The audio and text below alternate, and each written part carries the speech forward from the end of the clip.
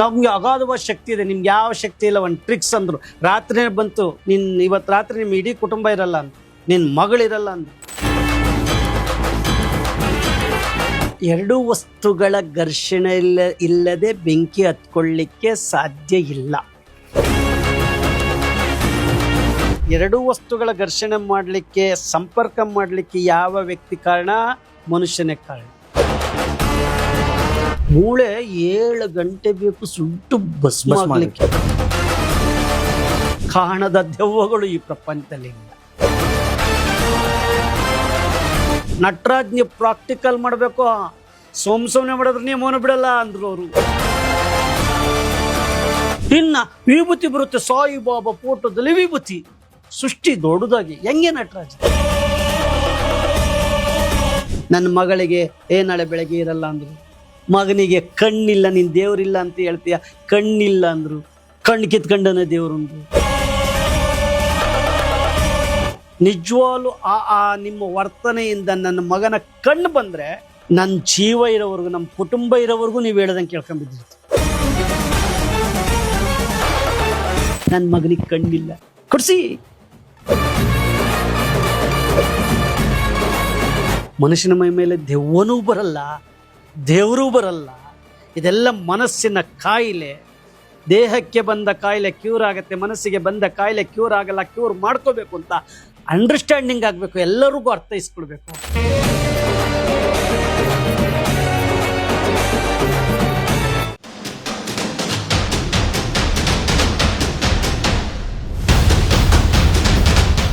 Sir, ಆ initial days ಅಲ್ಲಿ ಆ ಬಾಬಾ ಕಡೆಯಿಂದ ಥ್ರೆಟ್ಸ್ ಬರ್ಲಿಲ್ವಾ?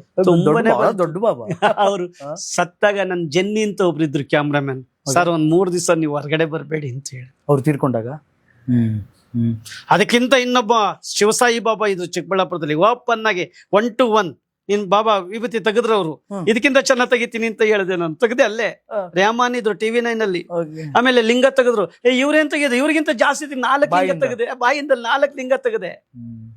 ಅದು ನಮ್ಗೆ ಅಗಾಧವಾದ ಶಕ್ತಿ ಇದೆ, ನಿಮ್ಗೆ ಯಾವ ಶಕ್ತಿ ಇಲ್ಲ. ಒಂದು ಟ್ರಿಕ್ಸ್ ಅಂದ್ರು, ರಾತ್ರಿನೇ ಬಂತು, ಫೋನ್ ಇತ್ತವಾಗ, ಇವತ್ತು ರಾತ್ರಿ ನಿಮ್ಮ ಇಡೀ ಕುಟುಂಬ ಇರಲ್ಲ ಅಂತ, ನಿನ್ನ ಮಗಳಿರಲ್ಲ ಅಂದ್ರು. ಬದುಕಿದ್ದೀವಿ.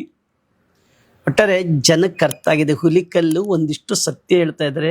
ಇವತ್ತು ಯಾರೋ ಅವರು ಪುಣ್ಯಾತ್ಮರು ಹೇಳಿದ್ರಲ್ಲ, ನೀವಿರೋದ್ರಿಂದ ಎಷ್ಟೋ ಜನ ಬದಲಾಗಿದ್ದಾರೆ ಅಂತ. ಆಗಿದ್ದಾರೆ, ಬದಲಾಗಿ. ಸ್ವಾಮಿ, ಎಷ್ಟು ಜನ ಕೂಲಿ ಮಾಡ್ತಾರಲ್ವಾ, ಎಷ್ಟು ಜನ ಕಷ್ಟ ಬೀಳ್ತಾರಲ್ವಾ. ನೀವು ಒಂದೇ 1 ಸೆಕೆಂಡು ಆ ಚರಂಡಿನ ತೆಗೆದ್ಬಿಟ್ಟು, ಕಸ ತೆಗೆದ್ಬಿಟ್ಟು ಹಿಂಗೆ ಮಾಡ್ತೀವಲ್ಲ, ಅದು ಕಾಯಕ ಅಲ್ವಾ? ಆ ಥರದವ್ರು ಜೀವನ ಮಾಡ್ಕೊಂಡಿದ್ದಾರಲ್ವ. ನೀವು ಯಾಕೆ ಇಂಥರ್ನ ದುರ್ಬಲ ಮನಸ್ಸನ್ನ AC ರೂಮಲ್ಲಿ ಕೂತ್ಕೊಂಡು ಸುಳ್ಳು ಹೇಳಿ, ಮೋಸ ಮಾಡಿ, ವಂಚನೆ ಮಾಡಿ, ನಿಮಗೂ ಒಂದು ಪಾಪ ಪ್ರಜ್ಞೆ ಅಂತ ಇರಲ್ವಾ? ಸುಳ್ಳು ಹೇಳ್ಬೇಡಿ. ಆಧ್ಯಾತ್ಮಿಕ ಮಾಡ್ತೀರ ಮಾಡಿ, ದೇವ್ರು ಮಾಡ್ತೀರ ಮಾಡಿ.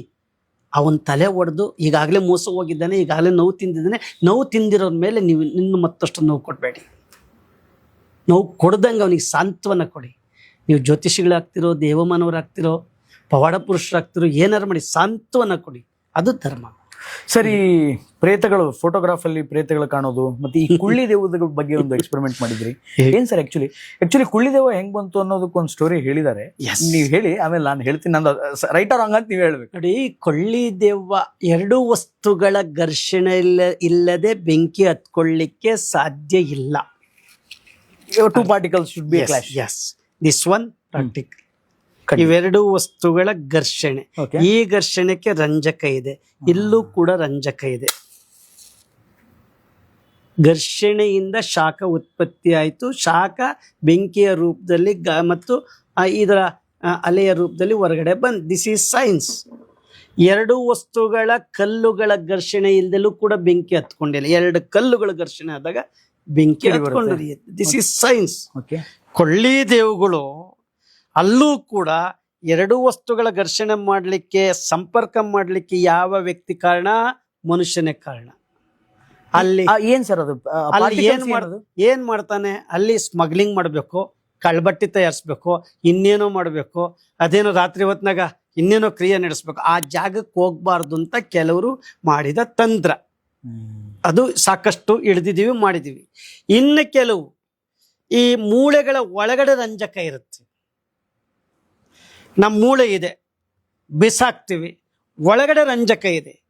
ತಣ್ಣನೆಯ ಗಾಳಿ ಬೀಸಿದಾಗ ರಂಜಕ ಮೂಳೆಗಳ ಒಳಗಡೆ ಇರ್ತಕ್ಕಂಥ ರಂಜಕ ಪೊಟ್ಯಾಶು ಆಕ್ಸಿಜನ್ ಅದ್ರೊಳಗಡೆ ಹೋದಾಗ ರಂಜಕ ಪ್ಲಸ್ ಆಮ್ಲಜನಕ ರಂಜಕದ ಪೆಂಟಾಕ್ಸೈಡ್ ಆಗಿ ಹತ್ಕೊಂಡು ಉರಿಯುತ್ತೆ. ಅದು ನಮ್ಗೇನು ಮಾಡಲ್ಲ. ಅದು ಗಾಳಿಯಲ್ಲಿ ಬೆಂಕಿ ಗಾಳಿಯಲ್ಲಿ ತರ ತೇಲುತ್ತೆ, shine ಆಗಿ ಉರ್ದಾಗ ಉರ್ದಾಗ ತೇಲ್ತಾ ಹೋಗುತ್ತೆ ಅಷ್ಟೇ. ಅದೇ ಈ ಬಾಡಿಯನ್ನು ಸುಟ್ಟಾಗ ಲಿವರ್ ಅಲ್ಲಿ ಇರ್ತಕ್ಕಂತಹ ಒಂದಿಷ್ಟು ರಂಜಕಗಳು ರಂಜಕ ಮೇಲೆ ಹೋಗ್ತವೆ, ಬ್ರೈಟ್ನೆಸ್ ಬರುತ್ತೆ, ಅದೇ ಕೊಳ್ಳಿದೇವ ಅಂತ ಅದು ಬ್ರೈಟ್ನೆಸ್ ಹಿಂಗ್ ನೀಲಿ ಆಕಾರದಲ್ಲೂ ಕೊಳ್ಳಿದೇವ ಅಂತ. ಆಮೇಲೆ ನಾವು ಸುಟ್ಟು ಬಂದ್ಬಿಡ್ತೀವಿ. ಮೂಳೆ 7 ಗಂಟೆ ಬೇಕು ಸುಟ್ಟು ಭಸ್ಮ ಆಗ್ಲಿಕ್ಕೆ. ಆಗ ಅದು ರಾತ್ರಿ ನೀವು ನೋಡಿ, ರಾತ್ರಿ ಸಂಜೆ ಹೊತ್ನಾಗ ಆಗ್ತದೆ 12 ಗಂಟೆಲಿ ಮತ್ತೆ ಹಿಂಗೆ ನೀಲಿ ಆಕಾರದಲ್ಲಿ ಬರ್ತಾ ಇರುತ್ತೆ ಫ್ಲೇಮ್. ಅದು ಆ ಫ್ಲೇಮ್ ಗಾಳಿಲಿ ತೇಲ್ದಾಗ ಹಂಗೆ ಮೇಲೆ ಹೋಗುತ್ತೆ. ಅದು ಕೊಳ್ಳಿದೇವ ಅಂದ್ರು. ನಾವು ಅದನ್ನೆಲ್ಲ ಪ್ರಾಕ್ಟಿಕಲ್ ಮಾಡಿ ತೋರಿಸಿದ್ವಿ.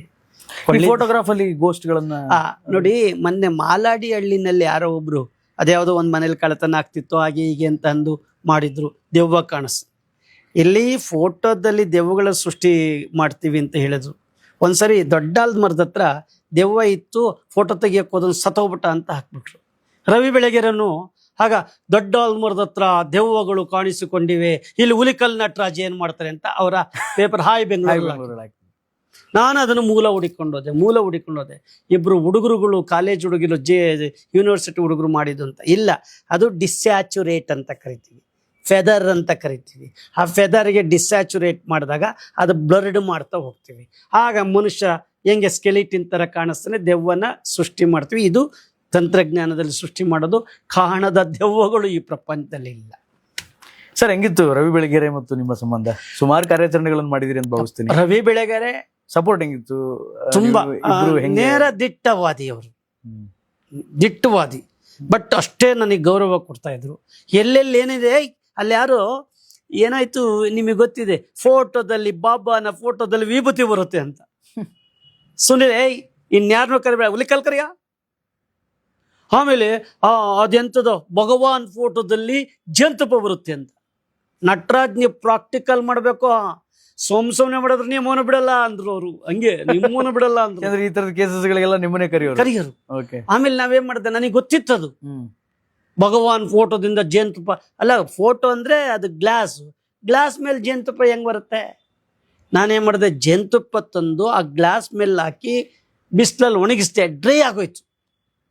ಸಂಜೆ ಮಾಡ್ಬೇಕಲ್ಲ, ಆಗ ಮಾಡ್ಬೇಕೇನಂಬಾರ್ದೆ, ಸ್ವಲ್ಪ ಪೂಜೆ ಮಾಡೋದಂಗೆ ಮಾಡಿ ಆ ತುಪ್ಪದ ಮೇಲೆ ಗ್ಲಾಸ್ ಮೇಲೆ ಒಣಗಿತ್ತು, ಡ್ರೈ ಆಗಿತ್ತು. ಟ್ರಾನ್ಸ್ಪರೆಂಟ್ ಅಲ್ವಾ, ಗ್ಲಾಸು ಟ್ರಾನ್ಸ್ಪರೆಂಟ್, ಜೇನುತುಪ್ಪನ ಟ್ರಾನ್ಸ್ಪರೆಂಟ್. ಅಲ್ಲಿದೆ ಅಂತ ಗೊತ್ತಿಲ್ಲ. ಒಂಚೂರು ನೀರು ಚುಂಬಿಸ್ದೆ, ಲಿಕ್ವಿಡ್ ಆಯ್ತು.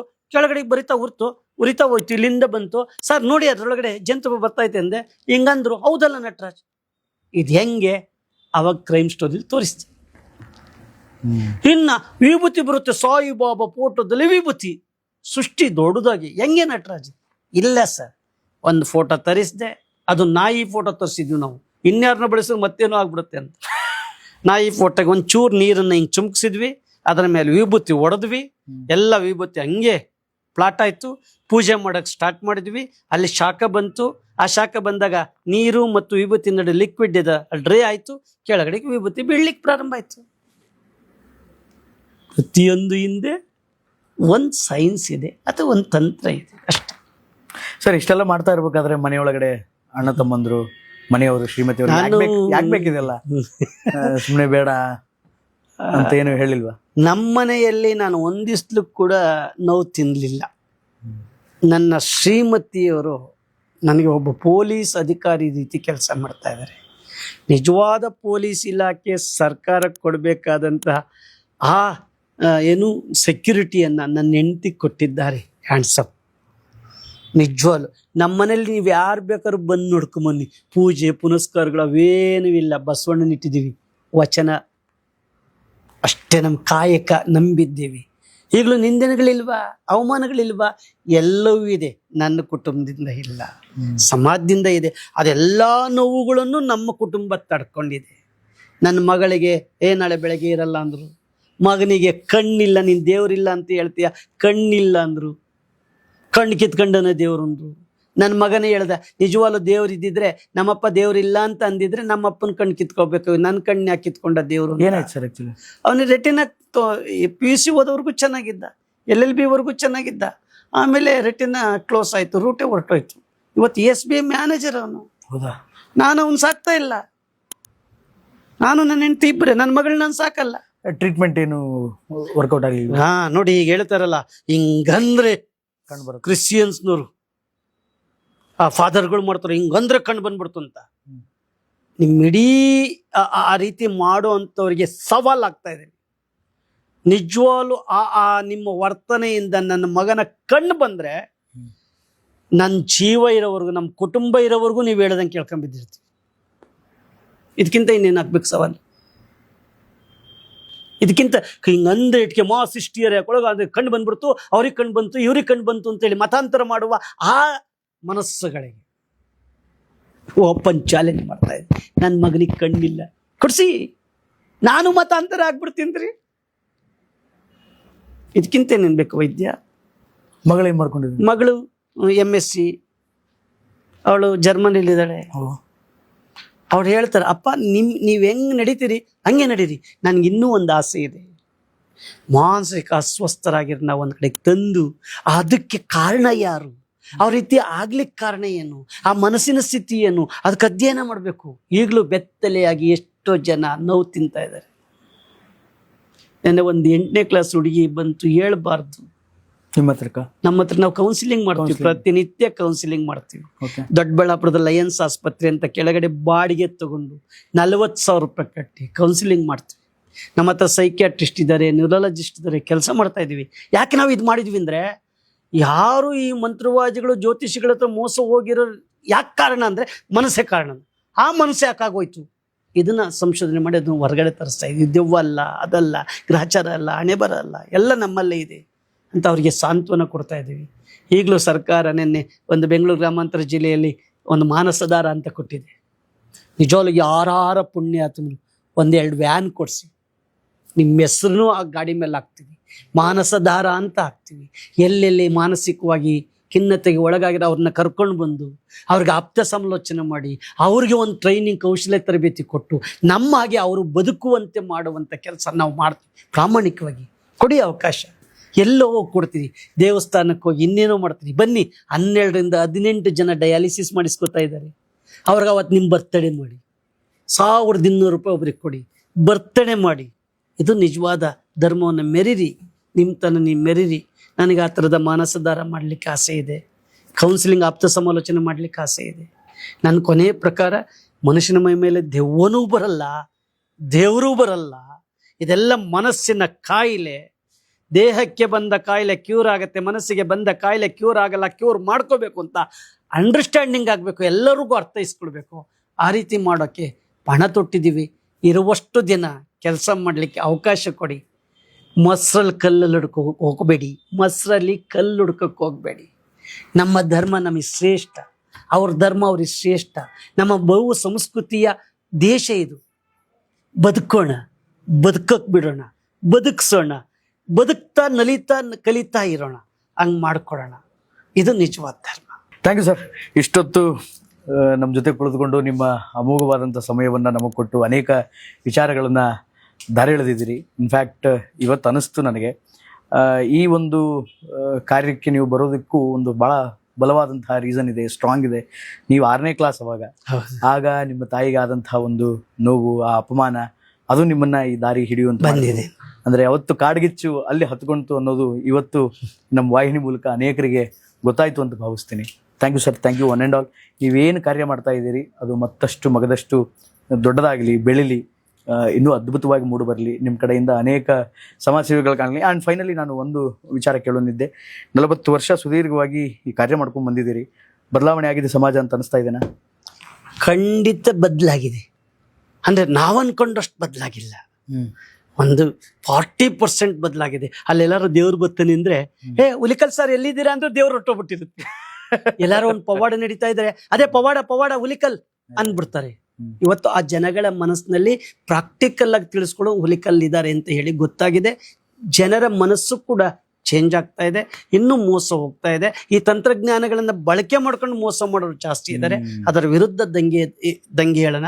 ನೀವೆಲ್ಲರೂ ಬನ್ನಿ. ನೀವು ಅಲ್ಲಿ ಮೋಸ ಒಂದು ಕೊನೆಯದಾಗಿ ನಾನು ಹೇಳೋದು, ನಿಮ್ಮ ಮಾಧ್ಯಮದ ಮುಖಾಂತರ ಎಲ್ಲೋ ತಪ್ಪು ಆಗ್ತಾ ಇದೆ ಅಂದಾಗ ಮೌನವಾಗಿದ್ದು ಗೊತ್ತಿದ್ದು ಗೊತ್ತಿಲ್ದಂಗೆ ಮೌನವಾಗಿದ್ದು ಮುಂದಕ್ಕೆ ಹೋಗ್ತಾನಲ್ಲ ಬುದ್ಧಿವಂತ, ಇವನ್ ಮೋಹನ್ ಡೇಂಜರ್. ಗೊತ್ತಿದ್ದು ಗೊತ್ತಿಲ್ದಂಗೆ ಹೋಗ್ತಾನಲ್ಲ ಇವನೇ ನಮ್ಮ ಸಮಾಜದ ಘಾತಕರು ಇವ್ರು. ಅಲ್ಲೇನೋ ನಡೀತಾ ಇದೆ, ಅದಕ್ಕೊಂದಿಷ್ಟು ಸೈನ್ಸ್ ಇದೆ ಅಥವಾ ಇನ್ನೇನೋ ಇದೆ, ಅದನ್ನು ಬದಲಾವಣೆ ಮಾಡ್ತೀವಲ್ಲ, ಅದು ನಮ್ಮ ಸಮಾಜದ ಕರ್ತವ್ಯ ಆಗಬೇಕು. ಬದಲಾವಣೆ ಮಾಡೋಣ, ಬದಲಾಯಿಸ್ಕೊಳ್ಳೋಣ, ಇನ್ನೊಬ್ಬರ ಮನಸ್ಸಿಗೆ ನೋವಾಗ್ದಂಗೆ ನಡ್ಕೊಳ್ಳೋಣ. ನಿಜವಾಗ್ಲೂ ನಿಮಗೆ ಸಹಾಯ ಮಾಡುವ ಮನಸ್ಸಿದ್ರೆ ಬಂದು ಪರೀಕ್ಷೆ ಮಾಡಿ, ಸುಮ್ಮನೆ ಹೇಳೋದು ಅಂತ ಅಲ್ಲಿ ಬನ್ನಿ. ದೊಡ್ಡಬಳ್ಳಾಪುರಕ್ಕೆ ನಮ್ಮ ಮಾನಸಿಕ ಆಪ್ತ ಸಮಾಲೋಚನಾ ಕೇಂದ್ರ ಇದೆ, ಡಯಾಲಿಸಿಸ್ ಆಸ್ಪತ್ರೆ ಇದೆ, ಮಾನಸಧಾರ ಇದೆ. ಅಲ್ಲೇನು ನಡೀತಾ ಇದೆ ಪ್ರಾಕ್ಟಿಕಲ್ ನೋಡಿ, ಸತ್ಯ ನೋಡಿ, ಮನವರಿಕೆ ಮಾಡ್ಕೊಳ್ಳಿ, ಸಹಾಯ ಮಾಡಿ, ನೀವು ಬದುಕಿ. ದುಡ್ದ 10 ರೂಪಾಯಿನಲ್ಲಿ 1 ಪೈಸೆ ಕೊಡಿ ಸಾಕು ಈ ಸಮಾಜಕ್ಕೆ. ಅದೇ ನಿಜವಾದ ಧರ್ಮ. ನನ್ನನ್ನು ಕರೆಸಿ ವೈದ್ಯ ನನ್ನ ಜೊತೆ ಮಾತಾಡಲಿಕ್ಕೆ ಅವಕಾಶ ಕೊಟ್ಟರು. ಇಲ್ಲಿ ಒಳ್ಳೇದಿದ್ರೆ ತಗೊಳ್ಳಿ, ಕೆಟ್ಟದಿದ್ರೆ ಬಿಟ್ಬಿಡಿ. ನಮಸ್ಕಾರ. Thank you sir, thank you so much. Thank you. ಒಟ್ಟಾರೆಯಾಗಿ ಇದು ಹುಲಿಕಲ್ ನಟರಾಜ್ ಅವರ ಮನದಾಳದ ಮತ್ತು ಮುಂದಿನ ಪಾಡ್ಕಾಸ್ಟ್ ಅಲ್ಲಿ ಮತ್ತೊಬ್ಬ ವಿಶೇಷ ಅತಿಥಿಯೊಂದಿಗೆ ನಾನು ಬರ್ತೀನಿ. ಅಲ್ಲಿವರೆಗೂ ನೋಡ್ತಾ ಇರಿ ಬಿಯಾಂಡ್ ಲಿಮಿಟ್ಸ್. ಲೈಕ್ ಮಾಡಿ, ಶೇರ್ ಮಾಡಿ, ಕಾಮೆಂಟ್ ಮಾಡಿ, ಸಬ್ಸ್ಕ್ರೈಬ್ ಮಾಡಿ. ನಮಸ್ಕಾರ.